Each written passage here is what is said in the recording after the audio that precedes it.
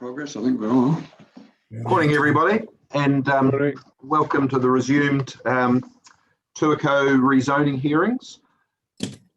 I'm not sure if folk were here yesterday. I think we've probably got a couple of newbies. So I'll ask the panel to briefly introduce themselves so you can see who's on the screens. And then I'll briefly run through just a couple of things about today for those of you that aren't necessarily that familiar with the process that we follow and how it all works. So starting with myself, my name is Phil Mitchell. I'm an independent hearings commissioner and planner from Auckland, and I'm chairing the district plan hearings process. Good morning, I'm Jan Sedgwick. I'm a Waikato district councillor, but I've been appointed as an independent hearings commissioner. Good morning, everybody. I'm Janet Gibb, councillor at the Waikato District Council and independent commissioner. Good morning, I'm Diane Fulton. I'm an independent commissioner, but a former Waikato District Councillor. Yes, Maureen, Paul Cooney, Deputy Chair, Independent Commissioner and Lawyer. Thanks, everybody. We also have on our panel today Ms. Linda Tiaho, but she is stuck in traffic somewhere and will be joining us just as soon as she can clear that. What I did want to say before we start today were just two very simple things, especially bearing in mind that we've got a number of lay people that are probably very unfamiliar with this sort of process. So I just wanted to say a couple of things that'll hopefully take any scowls off your face and put a smile on them and just make you relax. We're simply here today to hear what you folk have got to tell us. It's not like being in court. It's not like watching LA Law on TV, where there's all these tricky questions get asked to try and trip people up and make them look foolish or any of those sorts of things. We're simply here to hear what you've got to tell us. We'll listen to that carefully, and if there's something that we don't understand or there's something that we'd like you to expand on a little bit, we'll just ask you to do that. So for those of you that are feeling a little bit apprehensive about this, please try not to, because we'll try and make this as user-friendly as we possibly can. The only other thing I want to say too is that we have read the submissions, the evidence, the summary statements where they've been provided, etc., etc. So the purpose of this hearing isn't for people to read out what they've already sent to us and which we've already read. It's simply to focus pretty succinctly on what the problem is and what you want us as a panel making decisions on the district plan to do about that. So we've allocated approximately 10 minutes per person to speak. We don't enforce that with an iron fist, but if it does start to get repetitive and people saying the same thing over and over again, we'll just give you a gentle reminder to, get to the point perhaps. And what I will also now do then, just by way of that brief introduction, is just ask the people that are present today to briefly introduce themselves so we can put names to faces. And if there's anything that arises or you've got any questions about the process, as you introduce yourself, please ask those at that time and we'll do our best to answer them. Please also bear in mind that when it's not your turn to be speaking, if you could turn your video and sound off, that just preserves, or it makes the screen less cluttered to look at the people that are speaking, but it also means that it keeps the bandwidth of the call relatively under control. We've never had any problems with these Zoom calls, Zoom hearings, but we've also been fairly precautionary in terms of how we do that. So without further ado, if we could perhaps start with the council team, and then if the submitters that are present could briefly introduce themselves and raise any questions if they have any. Thank you very much. Morena koutou, my name is Chloe Trinell. I'm the reporting planner for this Thanks, hearing. Ms. Trinell. Morena koutou, I'm Carolyn Rett, assisting counsel. Good morning, everyone. I'm Adam Jelly, a planner, assisting counsel. Then Sandra Kelly, Waikato District Council. Hello, this is Taljit Hida and Jay McCartney in the Tuakau office. Thank you. I think that's the council, folks. So if the people that are making submissions today wouldn't mind briefly introducing themselves, and just invite you again to ask any questions about the process at that point if you have any.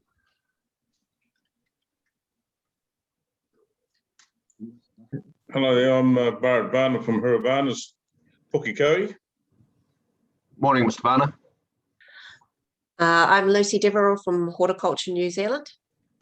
Thanks, Ms. Deverell. Good morning. Bill Bird, Bird Surveyors, representing Kiwi Green. Thank you. Morning, Sir William. Good morning. I'm Renee Fraser-Smith, representing Vanderbrinks. Thanks, Ms. Fraser-Smith. Good morning. Good morning. I'm Christine Montagna. Morning, Ms. Montagna. Thank you. You're going to be first up this morning, so we'll hear from you in a moment. Thank you. Morning. I'm Tony Rossetto. Got a couple of titles in Tuakau. Morning. Thanks, Mr. Rossetto. Morning to you. Thank you. Morning all. I'm Dean McGill. It's my partner Sarah. We're trying to rezone 27 Barnaby Road, Tuakau. Thanks for having us. Yeah, that's fine. Thanks, Mr. McGill, and welcome, Ms. Hewitt, as well. We'll hear from you a little bit later in the morning. All right. Look, I think that's all we probably need to do by way of formalities and introductions. So, Ms. Montagna, we're ready to hear from you just when you're ready, please. Well, good morning, everybody. I'd like to thank staff and Waikato Council for all their hard work and the opportunity to speak this morning. The area I speak of today is northwest of Tuakau, the area from Buckville Road, Hoursville Road, Logan Road, Golding Road, and the Buckland Zone. The Franklin District Council has lost and is losing so much of its uniqueness due to the subdivision and development. There is so many residential areas being developed now, therefore we need to balance with rural space, put less strain on infrastructure that is already under stress. The desire and demand for rural and lifestyle blocks from 3 to 10 hectares in Waikato, especially since the rural land is disappearing in the Franklin Auckland area, and since COVID, people's mindsets have changed considerably. Urban subdivision use and developments in the rural environment needs to be avoided. This has adverse effect on wildlife and the environment generally, and amenity to the local residents. Families rely on their land in the area, not just for a home and lifestyle, but also employment, making an income for themselves and providing employment for many other families. Working and living in the area is very important for our economy. In a very small area, we have Derby organic chickens, Woods laying chickens, Welsh farms. We also have a lot of market gardeners, as well as tuners and growers, covered crops and fresh foods. So that's very important to our economy. Several growers and gardeners supplying veggies for our district and beyond. Franklin is covered with class 1 and 2 soils. A recent LIM report from the Waikato area on a property in this area gives evidence to this. High class soils need to be protected. This is versatile and almost frost-free. Franklin has already lost 44% of its grade 1 and 2 soils for development now. This area provides 35% of New Zealand's fresh vegetables, which is the single largest region producer in New Zealand.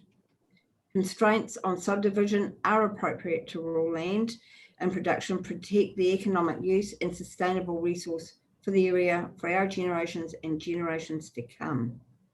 Once this area is subdivided and built on, it is no longer productive. Look at what's happening in Pukekohe.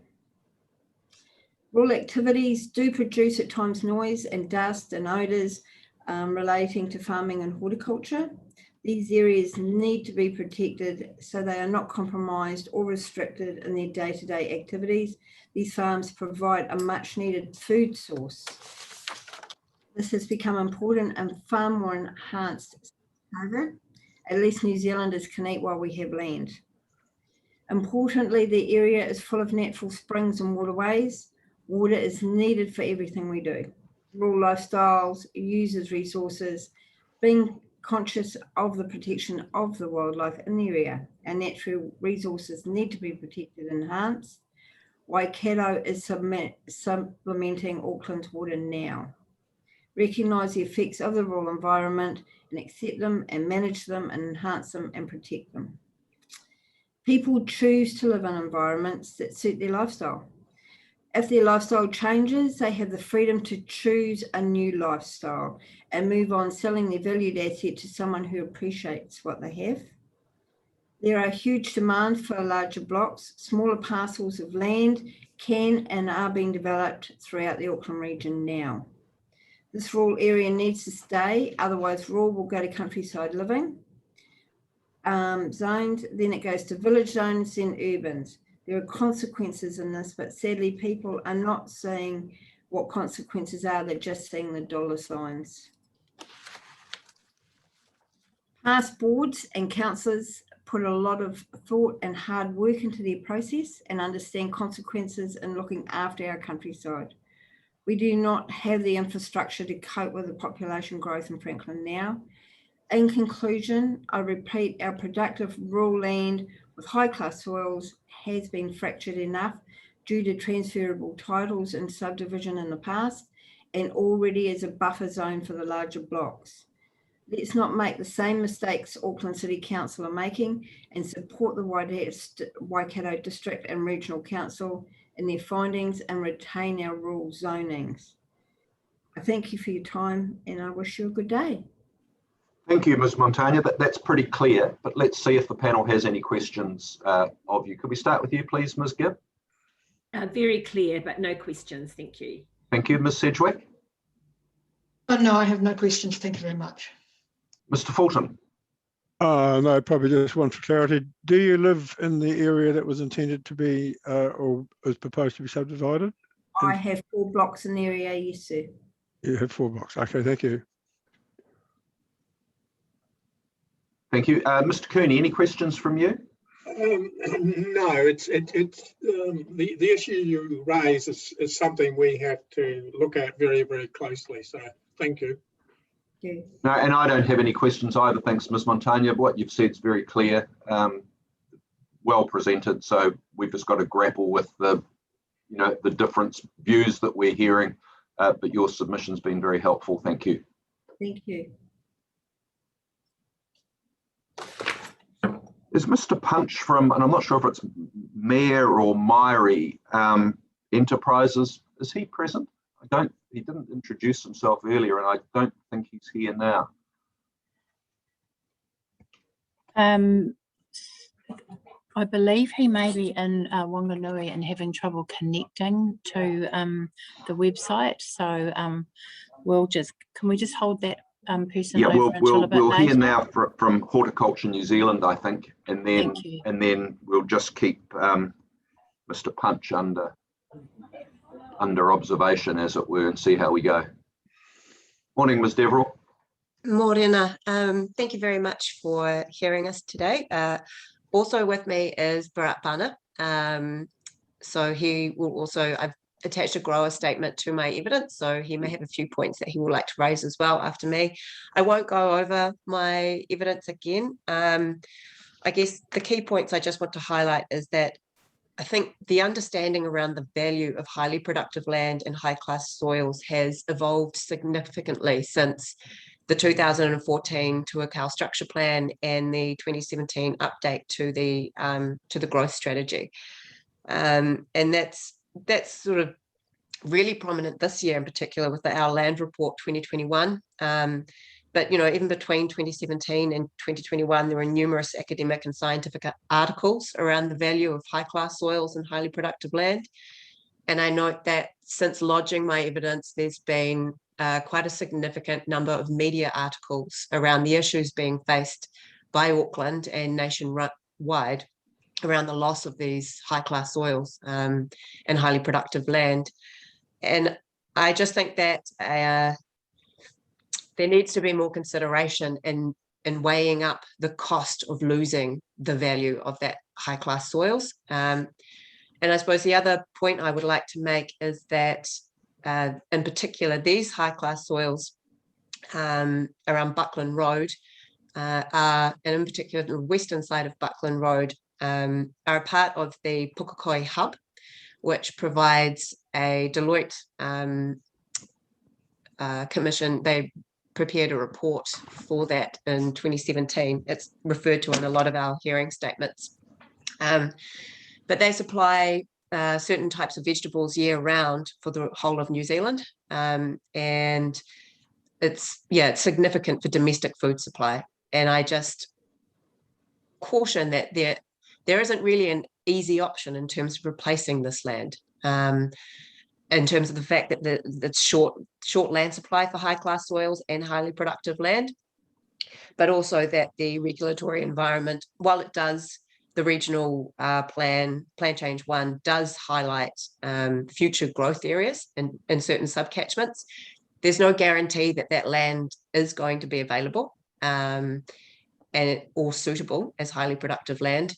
And so I just caution that there needs to be a balance struck before this land is rezoned. Thank you. Bana, would you like to add anything more?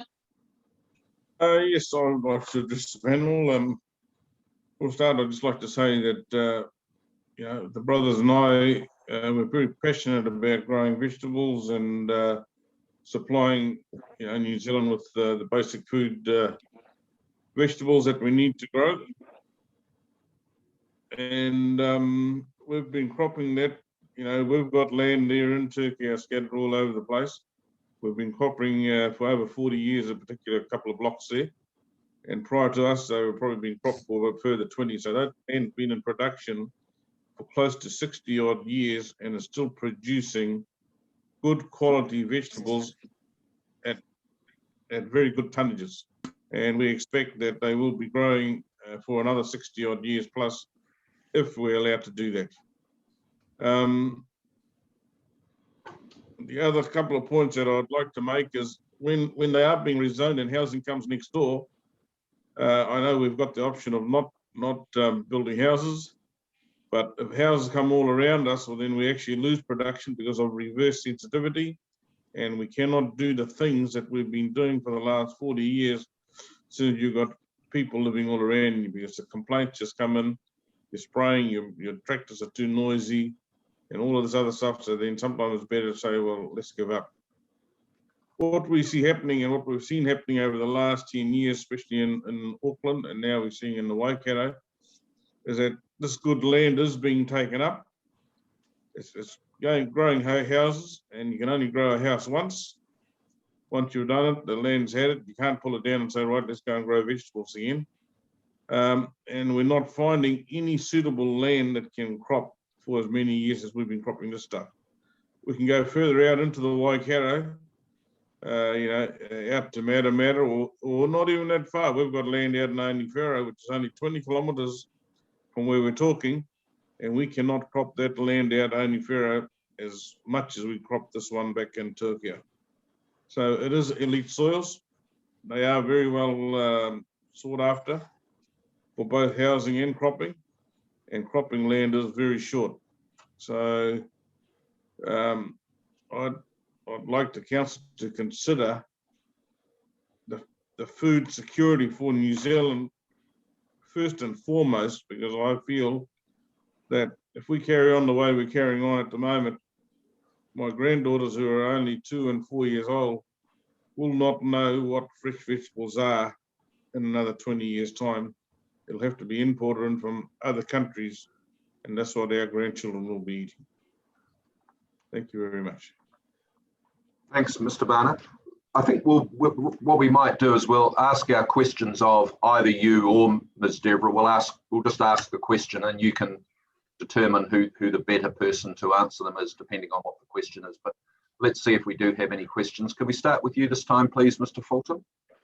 Yeah, yes, Mr. Bahama. Just could you give me any idea what size of piece of land that you would consider too small? Now, I mean, is it 4 hectares? Is it 2 hectares? There's some small blocks, and is there a size that affects you on your productive scales? There's a size like we've got water allocations, like we've got water supplying our blocks through deep well bores and that. So if there was a 4 hectare block next door that we could lease or buy, we'd buy it and add it in. But if you said, oh, it's too small for cropping and we're going to put housing on it, well, then that affects us, because then we've got the reverse sensitivity problem. So it's not about what size it is. If it's allocated to put houses on it, and it's right next to our boundary, we can't stop the noise of the tractors. Or sometimes, if the wind's blowing the wrong way, there's a lot of things that we can't help, and that seems to be a problem. So, I think you've got to look at the area as a whole and say, well, look, that is elite soils, regardless of whether that's too small or that's too big. Yeah, Because thank all those you. other things come into Appreciate it. that. I think as well, Mr. Fulton, if I may, I think the size, there is a difference between, I suppose, just high class soils and highly productive land. But if there is a 4 hectare piece of high class soils, there is a value attached to that as well. That sort of that environmental capacity that those high class soils provide. So I think that needs to be taken into consideration as well. And yeah, as Bharat pointed out, I suppose it also depends on the quality of land surrounding it, and whether that block could be amalgamated, a number of blocks could be amalgamated to provide something that was large enough. I think that is something that councils don't currently have direction to encourage amalgamation of those types of land. But that is something that Hawke NZ would like to see in the national policy statement of highly productive land. Thank you very much. Thank you. Thank you. Ms. Sedgwick? No, Mr. Fulton asked my question, and thank you for your answers. Ms. Gibb? No, nothing. Thank you. Very informative. Thank you. Mr. Cooney? Yes, can we put up the notified, the map of the notified area around Tuakau?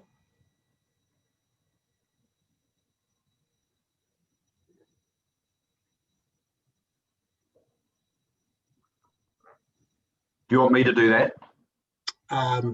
Let me. Sure. Not sure where. I thought. Well, you can.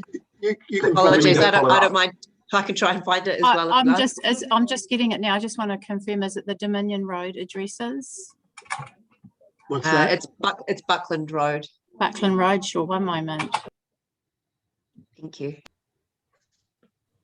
I just want to get an idea of the scope of your submission. I think we can follow it better if we put up the planning map or the notified map. I think I can track that. Just give me 2 seconds. I think I know the one that we probably want. Okay. I have got Buckland Road here if you want me to pop it up. But just hold fire for one moment. I'll just see if this one cuts the mustard. I think this is probably the most helpful one, but we'll see. Yeah. Can we blow it up a bit? Yeah. More. Yeah. How's that? Yeah, good. So can you just tell me the scope of your submission? Did you cover the Buckland Road, Geraghty Road area, and did you cover across the road and to the north? I think it is. Did you? Yes, we had a submission on the. Oh, you can't see my my cursor, but yes, that northern yellow block. Not just further. Come down there. Yep. So we had a submission there, but I think the core focus of our evidence at the moment is the western side of Buckland Road. Yeah, I think that land in particular currently, I understand the land on the eastern side of Buckland Road, parts of it do suffer significantly from reverse sensitivity effects that the grower finds difficult to produce on. That's But the the land west, up on the other side. Yeah, you can put yes, on the cursor- western yeah, side there. of Buckland Road, Yeah. yes. But the land on the western side doesn't currently have those reverse sensitivity effects. It's the soil itself is highly productive, as Bharat Bana has discussed. And to me, it's quite a significant area of land. And although I guess in the biggest scheme of things, it's not a significant area of land, but when you think about the Pukekohe hub and its ability to provide for New Zealand's domestic food supply, as well as predominantly Auckland and Waikato, we've got booming population growth expected. And I really understand that it's a hard call to make because it's free of hazards and it's relatively flat. So it's a lot cheaper to develop. But there's a real loss of not only food supply, but just that high class soil. It's not replaceable. And did you include Geraghty Road as well? Could you please, is somebody able to identify for me? I think it's further all the way down there. No, That's it there, I'm pretty sure. Yeah, no, that wasn't part of our submission. Do you know why? No, actually, I can't recall. I might have to, apologies. If I could go back and check back over our submission, or thank you.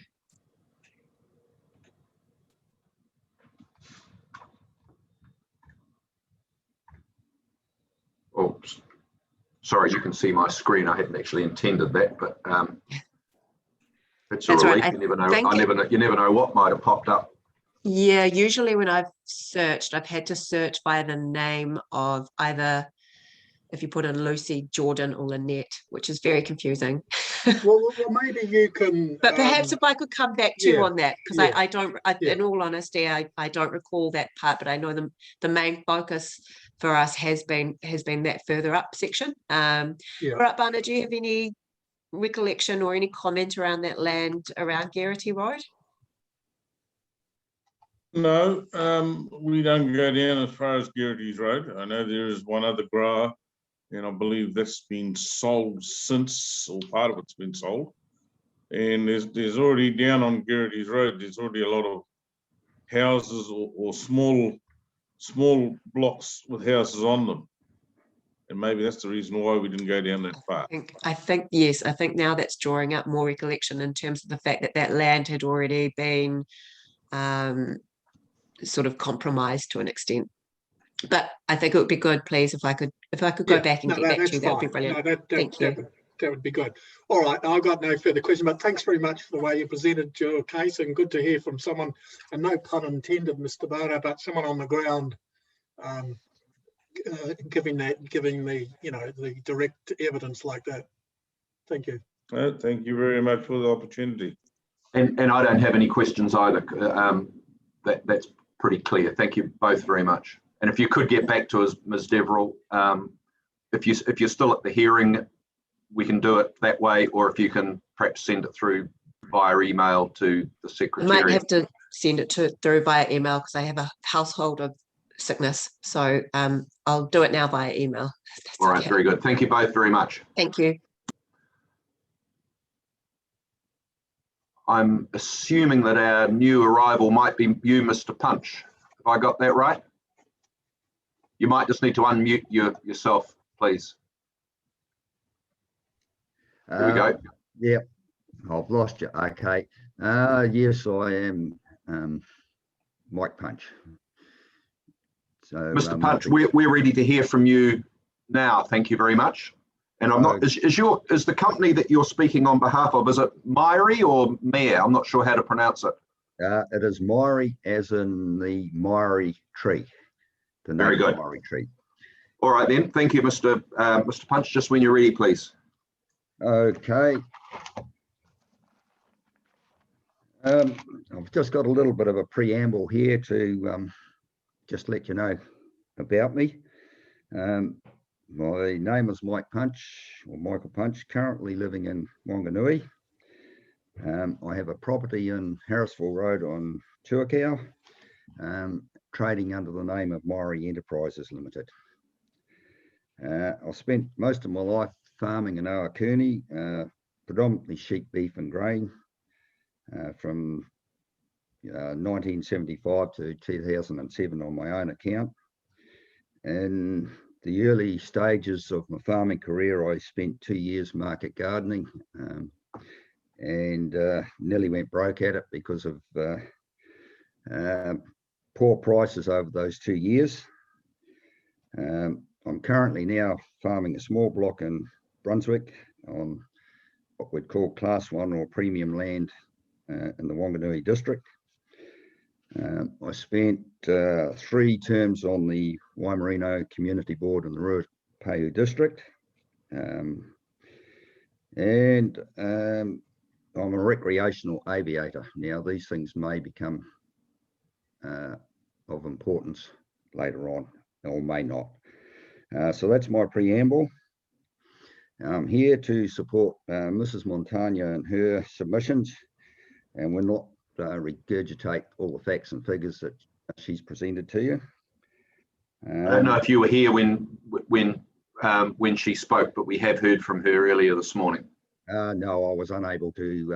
I thought that was the case, but I just wanted to let you know that we have heard what she has had to say to us. Thank you. I understand that, so I won't go over that. I've got a few points here I'm going to go through, so at any stage when I complete each point, I'm happy to answer any questions. I think we'll let you get to the end, and then we'll wrap it up with questions at the finish. Thanks. Okay. Well, I'll start off with my submission. Originally, less than 10% of New Zealand's land mass was made up of what we now call Class 1 or premium, prime or elite soils that are used primarily for high quality intensive food production, and that is growing of veggies, berries, poultry, fruit, that sort of thing. In the last 20 years or more, approximately 30,000 hectares of farmland has been lost per annum due to urbanisation, roading, lifestyle subdivisions, and that type of activity. In my area alone, hundreds of hectares of Class 1 land has been cut into lifestyle 1 hectare blocks, which are now predominantly mowed on the weekends with ride-on lawnmowers. Included in this number are 2 former pit fruit orchards which were exporting, and as the owners retired, these orchards were bought up by developers and chopped up into lifestyle sections. One has now supporting a total of 2 kuni pigs. The rest of it is actually getting in housing or is being mowed on a weekly basis. And also there's been several dairy farms that we've lost that have been producing food, now lost to housing. Worldwide, premium food producing land is being gobbled up at an alarming rate because of urbanisation. Despite of all the rhetoric about climate change, nobody has actually addressed the elephant in the room, and that is that we live in, to use a farming phrase, a world that is grossly overstocked. And that is why preserving our prime food producing land is of the utmost importance. Over the last year or so, with the disruption of global supply chains due to COVID, it has become even more important to preserve every bit of food producing capacity that we have. So that is the guts of my submission, but I'll finish off by saying that 50 years ago, during a lunch break, when I was working with an old married gentleman who I much admired. He told me of an old Maori adage. It was no kai, no tutai. No tutai, you die. And this, ladies and gentlemen, is really the crux of the argument. And thank you for your time. And I don't envy the commissioners that are sitting in this hearing.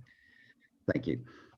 Thank you, Mr. Punch. Let's see if there's any questions that we have for you. Can we start with you this time, Ms. Sedgwick, please? Indeed, I don't have any questions. You've made it very clear, and thank you for that. Ms. Gibb. Same from me, actually. Interesting listening to your history as well. Thank you. Mr. Fulton. No, thank you. Following Mr. Montage this morning, I think you've supplemented and supported her, so that's been good to hear the two of you. Thank you. Thank you. Mr. Cooney? No, thank you very much. Appreciate your evidence. No, and I don't have any questions either. Thanks, Mr. Punch. It's all very clear. Okay. Thank you very much for your time, and good luck with your deliberations. We don't envy our job either, actually, just for the record. Thank you very much. Yeah, thank you. Next on our list is Kiwi Green, Sir William.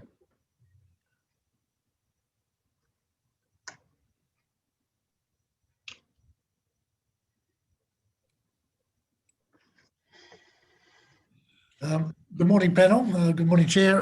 Thank you very much again for the opportunity to make a submission. The issue with Kiwi Green is not so much the zoning, but the boundary between the residential and the industrial land.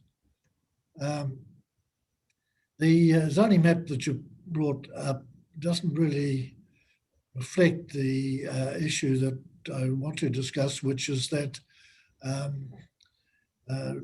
there's a very pronounced stream that flows through the property. It's probably classified as an intermittent stream, although it is quite a large catchment. And it may show up on the underlying aerial photo. You can see the property. It's actually blanked out by the overlay there. But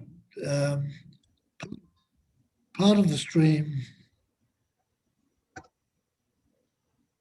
part of the stream has now been piped. Let me see if I can get another map, Sir William. Doesn't seem to be that insert on that map seems to be there's something. Let's see if I can get a different version. Just bear with me a moment. There's an aerial in my original submission which would show it. Yes, that's what I was going to do, but I just don't have that open. Just bear with me a moment.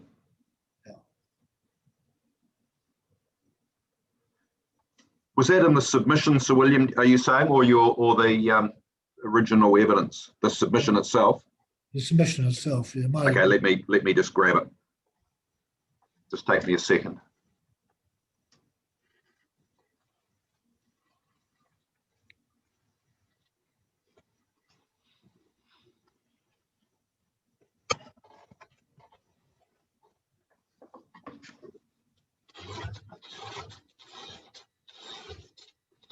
Excuse me, Chair, it's Chloe here. I do have an image from that I could share quickly. Oh, you've got it? Okay. Let's might see. have it up. Have I got it there on the screen now? Is that the one? No, I think it's the map. I think it's actually the aerial photograph, which I'm just going through the original submission and trying to find, which I've now opened. Okay. Have you got an aerial photo there, Ms. Trinell? Got one that was in, I think, either purchase evidence or it's an aerial photo. I have received a couple of copies. Well, let's pop that up. I don't think the original submission has an aerial photograph that I can find. Okay, but sorry, I'm just trying to. You can share your screen. That's going to be very helpful. Thanks. Sorry, just It's always the way. always takes a little bit, doesn't it? Could this be it here now? I don't know. It's a little. Can you blow that up, please?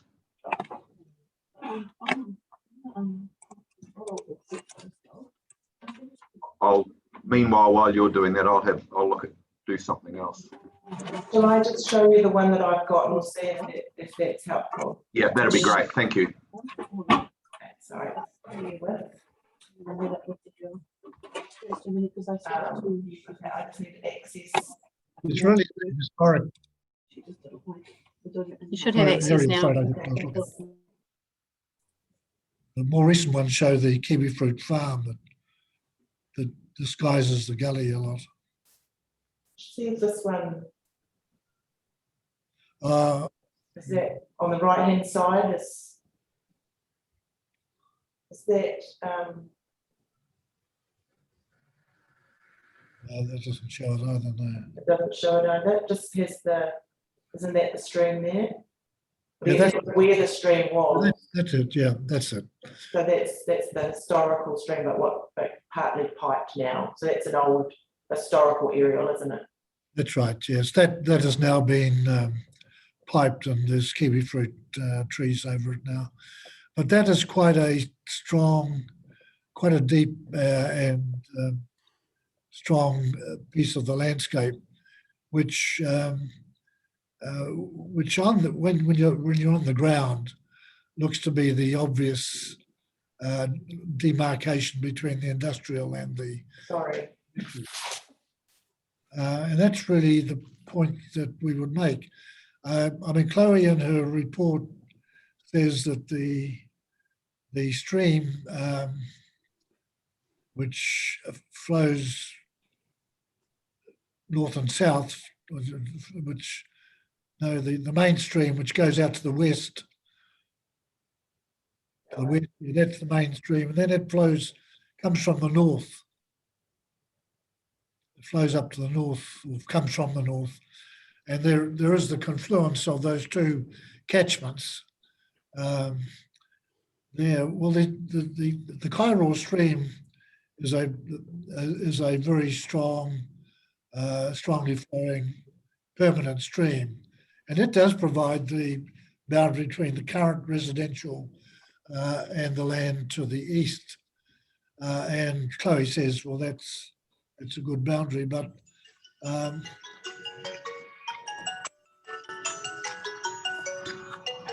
sorry, I'm just turning off my. Thought you were going to get up and dance there for a moment. Fortunately not. Sorry about that. It's a good chance. That's all right. So the Kairau stream does provide a good physical boundary between the industrial land and the residential for the land in the north. But the proposed district plan now extends the industrial land over the whole of 115 and 113. And our view, and it's sort of reinforced by site walkovers, is that the gully that we've been talking about earlier, shown on that aerial, it would be a better boundary between the residential and the industrial. I mean, on one of our earlier drawings, we did extend it and followed that gully right through to Wangaratta Road. But from the point of view of Kiwi Green, that is farming 115, if the land is going to be urbanised, it's their view is that the lower part of 115 should be added to the residential zone, which shows up on the zoning map on the screen at the moment. The yellow zone is all going to be residential. And rather than the industrial land coming right down to that, we believe it should be terminated in that gully. Now, by doing that, it means that the gully can then be daylighted. The pipe can come out and can be restored to its natural state. And the remainder of the land to the north of that stream would remain proposed industrial. We've got no objection to that. I mean, the owners of the land recognise that, given its proximity to Tuakau and the need for to provide for Tuakau to expand, the land is and should be zoned. Really a question of whether it's industrial or residential. And our submission is that it should be divided by that stream. The northern part should be industrial. That can be extended quite simply. The southern part should be residential, and that can be developed with the land next door, which is already sort of being talked about for development. Chloe mentioned that the 113 site, which is owned not by Kiwi Green, is owned by a Chinese family, the Zheng, would be isolated. We've tried over the last few months to make contact. It's only recently we've been able to talk to them, and as far as I'm advised by Kiwi Green that they're fairly neutral about it. They haven't been following the district plan process. They were aware that it's to be rezoned industrial, but they are very accepting of the logic of it being residential. On our original submission, we suggested that 113 be included in the residential zone as well. So that's about it. That's the main issue for us. I mean, listening to the earlier discussions, the land is in kiwi fruit at the moment, but I think given the expansion of Tuakau, it's one of the areas that is going to be developed. All right, thanks, Sir William. We'll see if there's any questions for you. Can we start with you this time, Mr. Fulton, please?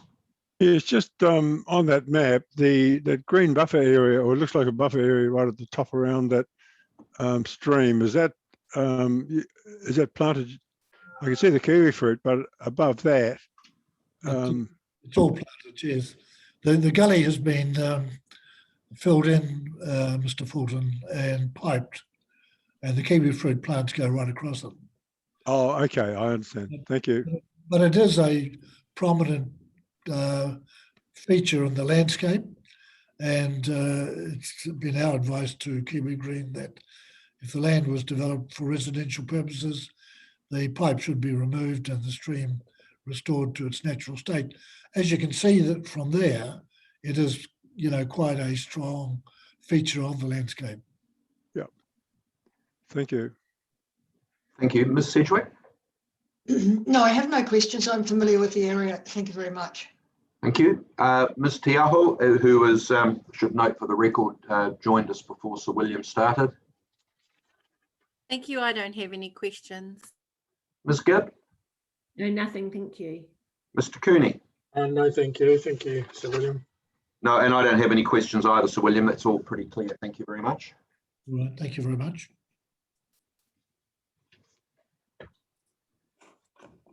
That brings us to Mr. McGill and Ms. Hewitt, please.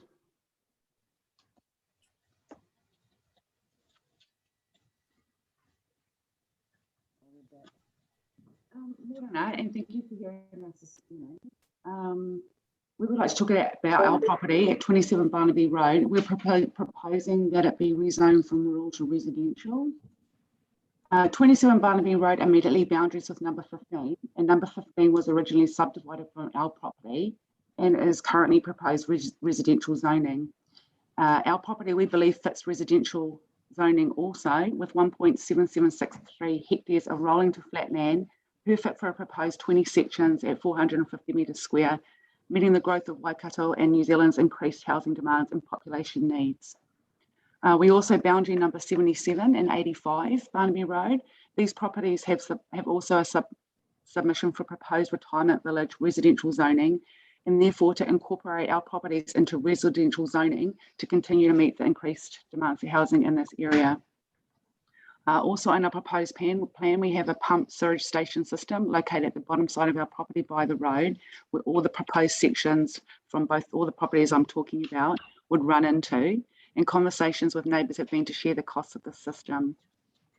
Our property has a beautiful stream with native plantings and will retain the feeling of country living in a residential setting and continue with the existing aesthetics of Tuakau, Waikato. It's not cropping land. We currently run 3 cows. And we've also proposed donating the Creek Reserve on our property, which has an abundance of bird wildlife, to Waikato Council. And also number 77 Barnaby Road has also donated their area of the creek as well. Rezoning 27 Barnaby Road to residential would be of value to people wanting to live in Tuakau, as this property is just over 1 kilometres walking distance from the main street. It's located close to both primary, secondary schools and daycares, and has access to both northern and southern motorways for commuters. And I guess hearing today about the proposals to subdivide this prime cropping land, our property along with 77 and 85 is roughly around 22 acres of land that's just perfect and in a prime spot for residential. Thank you. I know that's pretty clear. We know where your land is. We were addressed on it yesterday by Ms. Tranouth on behalf of the council, so we're familiar with the area. Have you read what's called the Section 42A report that Ms. Tranouth has produced and read her recommendations regarding your property? No.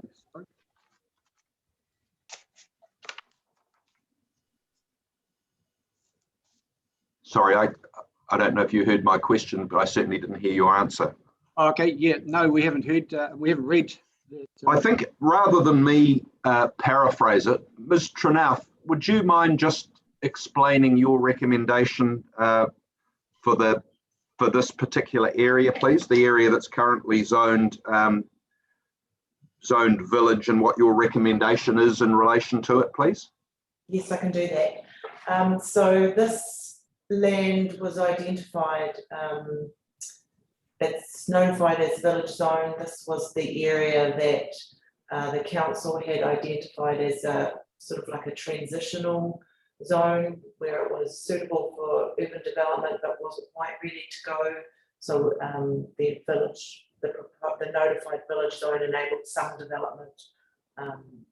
My recommendation has been to zone it a future urban zone, which would recognise its potential for residential or higher density development potentially than a village zone, but it would be subject to a future plan change and some structure planning to determine what that site sizes would be and things like that at the time of development. Trinice, it's a discrete block. Why future urban there? So I've looked at the what I call new village zone in total, and I think when you're looking at delivering a future residential area, you want to do that in a coordinated and integrated way. So picking off, and I mean certainly that site could do a plan change to figure out what it wants to do in the future. But ideally, if you want to achieve the most efficient use of the land and integrate infrastructure provision, you want to do that in the largest area as possible. So ideally, you'd do the whole block together. But there's nothing stopping a private plan change under the future urban zone to come forward for an individual block in the future. I haven't looked specifically at each individual site. Whether it should be a living zone. Sorry, the property next door, as we're looking on the left there, that's zoned, what's that, village as well, is it? It's property on the left. No, I'm asking you, Ms. Trinice. Oh, sorry, I'll just turn my mic off, sorry. Number 15 is going to be the proposed residential. And that's what we're saying is that property used to be ours. And the people that we bought it off subdivided that property. And it's got the same contour land as ours. And that's why we feel that our property should be residential as well. Is that residential, is it? It's been rezoned to be residential. I put a submission in, which they believe they'll be starting building next year. That's retirement village. No, number 15, which is on the left-hand side of the screen. Yeah, I got it. Yeah. Yeah, I can see. Yeah, Brett Greggs and Graham Babels subdivision. Yeah. Okay, if we can just, Ms. Trenuth, if you can just clarify what is that currently, what is in the proposed plan for that? Number 15 is residential zone. Residential. Yeah, okay. right. Thank you. That's our argument. Yeah. All right, let's see if the panel has any questions. I just wanted to get that clarified so that you were at least aware of what Ms. Trenuth has been recommending, which is not what you've sought, but it's not what the proposed plan says either. So the council officer's thinking has moved forward from when her report was published. But I just should point out too that that information plus your submissions and the submissions of everybody else all go into the melting pot, as it were, and we then have the job of making a final decision. So whatever anybody says is simply their recommendations to us. None of them are binding. We have to wrestle with that ourselves. So I just wanted to make that clear, but let's see whether we have any questions. And I don't think we've started with the panel as yet, so we'll start again with Ms. Tiaho, please. Have you got any questions? Can you just remind me what your properties are being used for now? I just didn't quite hear what you said. Okay, we run 3 cows on it at the moment. 3 cows. I thought that's what I wasn't sure whether that's what I heard. Thank you. It's not property land. Thank you. Mr. Fulton? No, no, thank you. I appreciate your submission because I think it's helped us clarify where we might go with it. So thank you. Thank you. Ms. Gibb? Just thought I didn't quite hear that either. Did you just say it's not productive land? Yeah, that's correct. So do you know what class of soil is that you've got? Well, we've got, no, I don't know what sort of soil it is, but it's never ever been cropped. Okay. Yeah. Thanks for that. Thank you. Thank you. Ms. Sedgwick? No, nothing from me. Thank you very much for your submission, though. It's very clear. Mr. Cooney? No, thank you. I'll ask mine. Thanks. No, and I think we've clarified the factual situation. We've now got to figure out what to do with your submission and the others in terms of making a decision. But what you're seeking and why is clear. So thank you very much for the way you've presented it. It's nice and straightforward. So thank you. Thank you. Thanks very much. Which brings us to Ms. Fraser-Smith for the Vandenbrink Group, please. Right. Good morning. Morning. So just a little bit of a recap on the Vandenbrink sites. Lovely. Thank you very much for sharing the screen.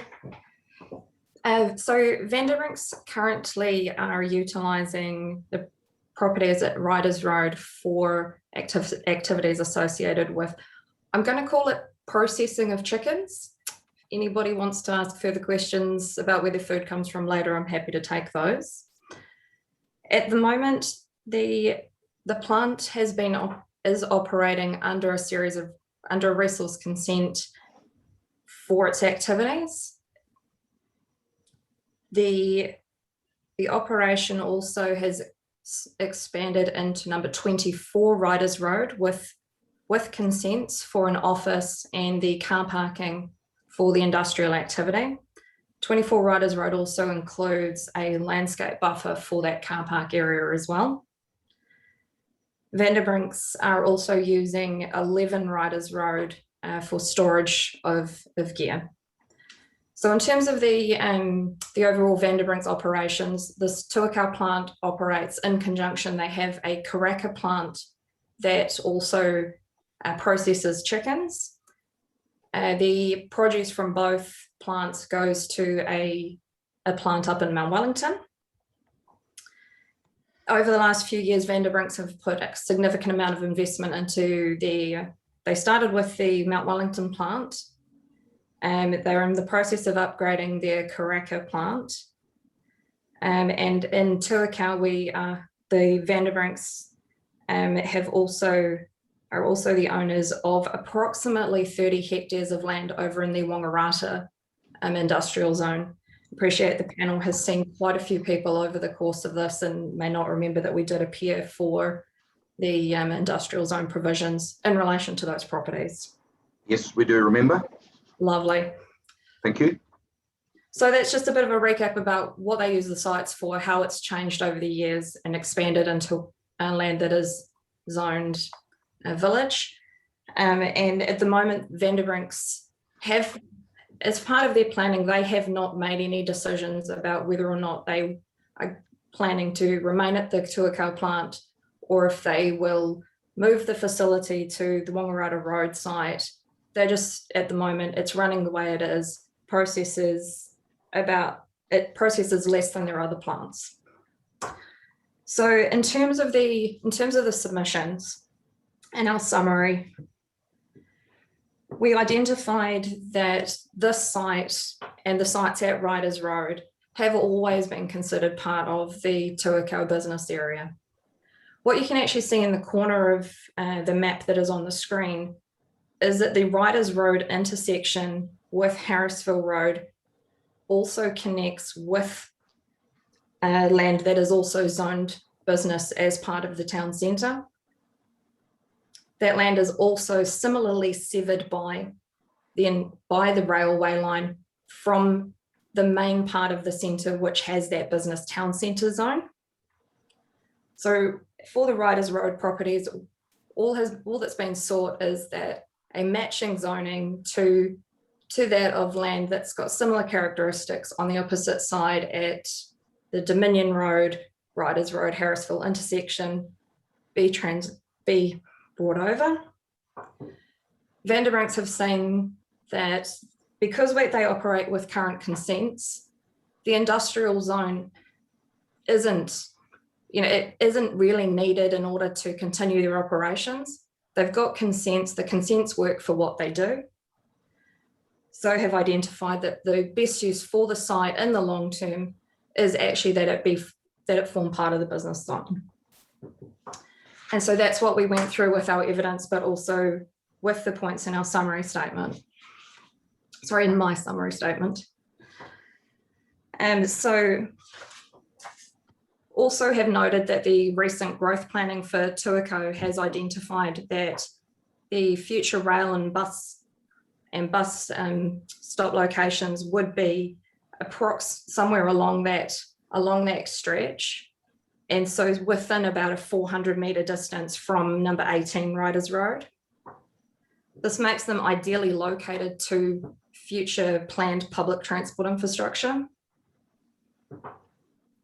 Despite the growth that we're seeing in residential being identified for Tuakau, the business zone hasn't been identified to grow to match that. Taking this land away from being business zone and reverting it to an industrial zone actually takes away from that business zone supply. Had also noted the comments from the reporting officer on potential for traffic effects. As identified in the summary statement, do note that the district plan has got an existing mechanism, the proposed plan has a mechanism for dealing with traffic effects.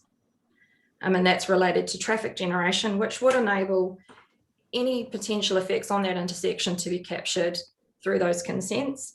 I actually, out of interest, had a look at the difference in that traffic generation rule between the business zones and an industrial zone. And there is a 50 vehicle movement difference. So either way, either way, if it stays industrial and gets redeveloped, there are traffic generation provisions. If a business zoning is granted, then there are traffic generation provisions that apply. And so just taking all that into account, and again, all of the former growth planning for this, including the Tuakau growth structure planning documents, but also the town centre character statements, had this land as being part of the town centre. At no point did any of those documents identify that it wasn't part of the town centre for any reason. So therefore, all we're asking is that a business zone be applied as per its current business zoning. Thank you. Thank you, Ms. Fraser-Smith. Let's see what questions we may have for you. Can we start with you, please, Ms. Sedgwick? Absolutely. I have no questions. I'm very clear on where you're going. Thank you. Mr. Fulton? Just a question on the ownership of the former dairy factory. Is that part of Vanderbrink's properties?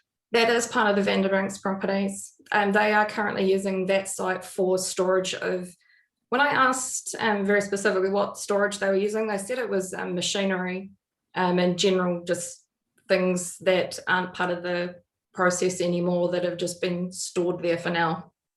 Okay, thank you. Thank you. Ms. Tiaho? I don't have any questions. Thank you. Ms. Gibb?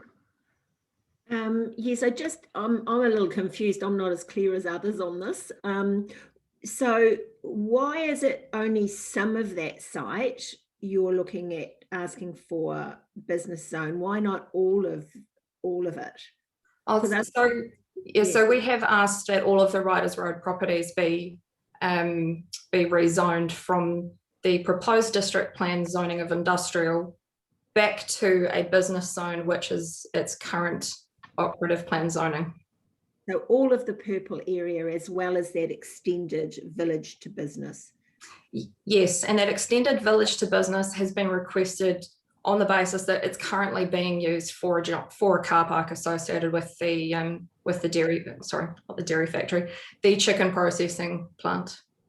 And if it was all business zone, would they continue to use it for what they're using it for now? That you're just future proofing it, or what is it? Because so currently if we got a retention of the business zone, they're not just going to up and move. These things do take time. They have future proofed themselves for Tuakau, and that if they do want to relocate to a site and redevelop, they have that opportunity over with the 30 plus hectares at Wongarata Road in the industrial zone that's been identified there.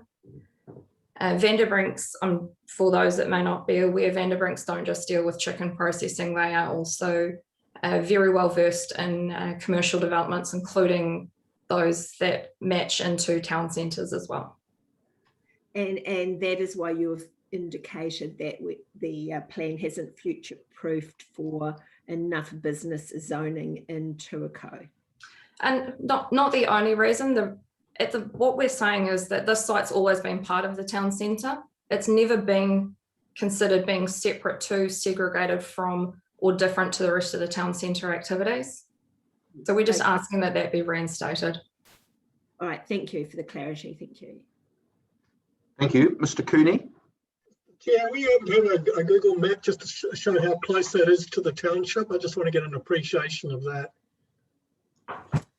If I can try and share my screen. I've got a PDF version of the planning map up. It might be quite helpful. Yeah. I'm warning you, I've got multiple screens and I don't know which one's going to come up, but they've all got totally appropriate things. You might see what you did in the Christmas holidays. Okay, one sec. I keep showing Mr. Cooney photos of my big kingfish that he's getting, but I haven't shown him for a while. I might have to resort to that in due course. Yeah. Okay, so hopefully you can see a screen that's a map of a PDF map of the town centre. Yeah, we can. Thank you. Yeah. So can you see the hand? Yes. Lovely. So the hand, where I've got the hand at the moment is sitting on land that's zoned business.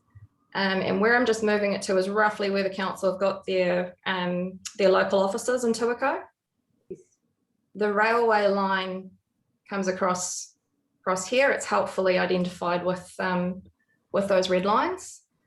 And then the main part of the town centre, with the pub is on the corner here. Yeah. And the town centre, the business town centre zone is this lighter blue. Yeah. And the dark area across the railway track just next door to you. What's that? What's that again? That's a business zone. That's the business zone. Yes. Okay. Yeah. Okay, that's good. It gives me appreciation. Thank you. Lovely. And I don't have any questions, I don't think. Thanks, Ms. Fraser-Smith. That's pretty clear. So I think we understand what it is you're telling us, especially given the answers to Ms. Gibbs' question. So thank you very much.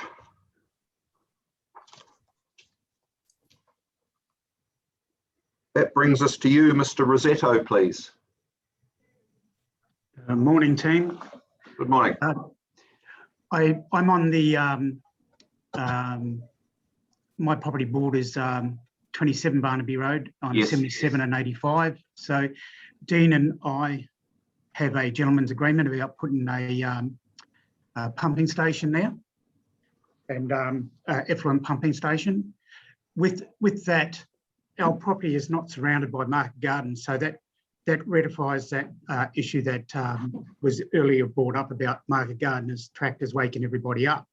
But with Barnaby Road, it's very unique. It's a dead-end street.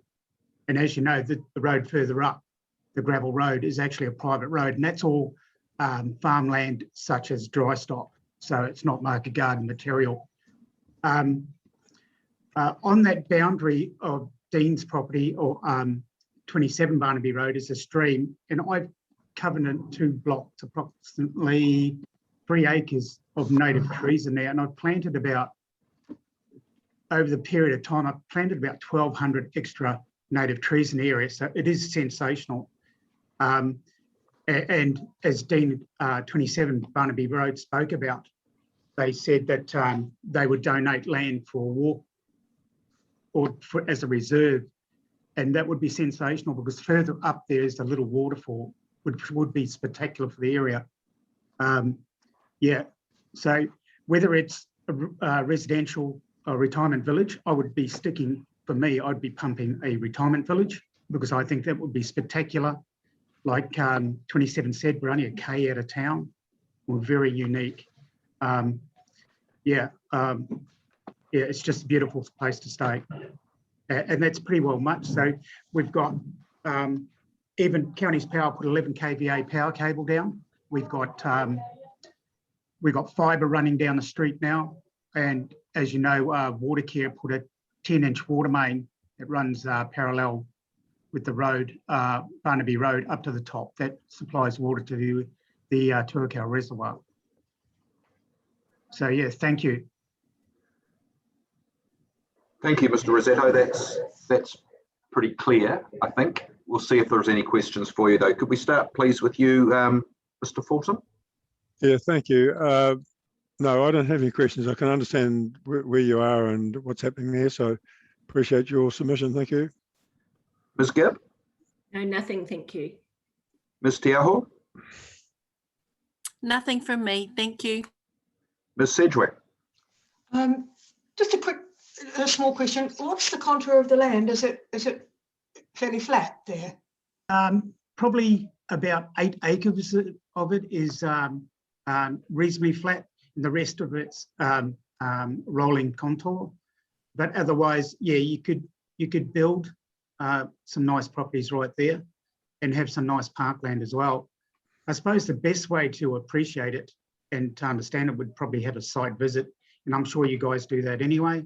Yeah, I'd welcome it. I'm willing to show you right around. Indeed. Thank you very much. Thank you. Thank you. Ms. Tiaho, did I ask you? I think I did. Yeah, I did. Sorry. Mr. Cooney, any questions from you? Yeah, just put the cursor, the property down from you, it looks like it runs down a hill a little bit. can you take the cursor to the left of your property? Yeah, go down, come down, yeah, next door, yeah. Well, that property, Where that cursor is, that's covenant block of land. okay, That's covenant, and if you come straight down, yeah, keep coming down, yeah, keep coming down, and go over to my property, 77. That is covenant as well. Yeah. So that's all covenant, all fenced off and protected.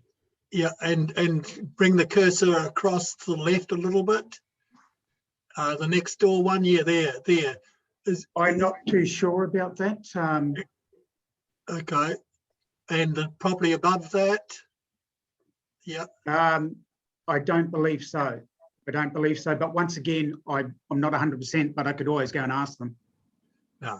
Okay. They haven't made any submission at all. No. Okay. Thank you. I don't have any questions either. Thanks, Mr. Rossetto. That's all pretty clear to me. Thank you.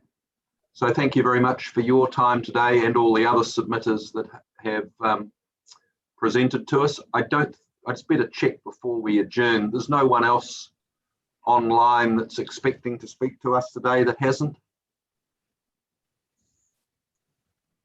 That's good.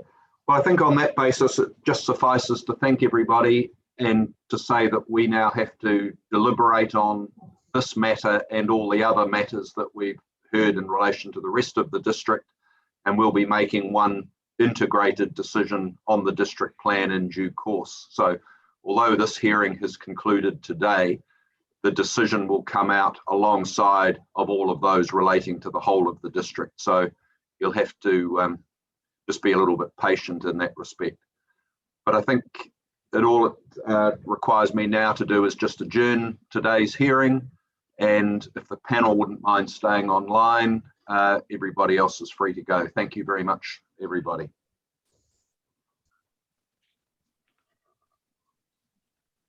Chairman, can I ask you a question? Pardon me? Can I ask you a question? Unrelated. You can ask. We'll see how we go about answering it. It's about tomorrow's morning consideration of that EPA area CSL. Yes. What is your expectations there? We don't have any particular expectations. We're waiting to hear from what we're told. Okay. We've done quite a lot of work since we last spoke about that matter. Well, I mean, we're very keen to hear that. So we'll address that, I think, just procedurally, how we handle it when we start tomorrow, I think. I think Mr. Fuller's preparing something.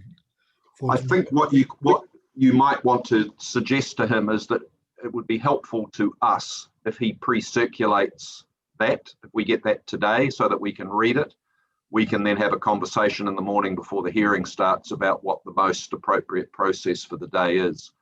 But I think our intention would be to do that at the start of the day, and then carry on with the presentation of the evidence that we've only part heard. Okay. I think some of it's been circulated to the reporting planners. All right. Well, I think I do recall that. I haven't looked at it again. That was a job for this afternoon. But I think if there is anything that Mr. Fuller is intending to present, he should send it to us with a covering note about exactly what it is and what he wants us to do with it. Okay, well, I'll see if we can get that organised.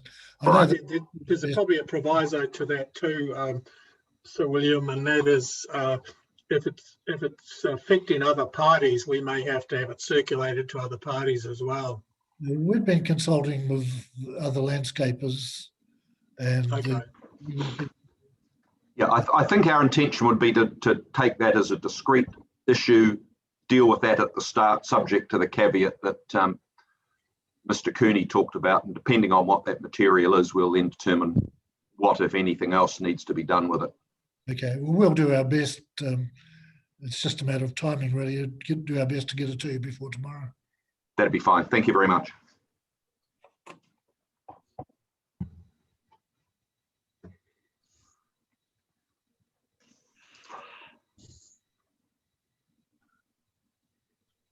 you want to have morning tea break and then carry on with our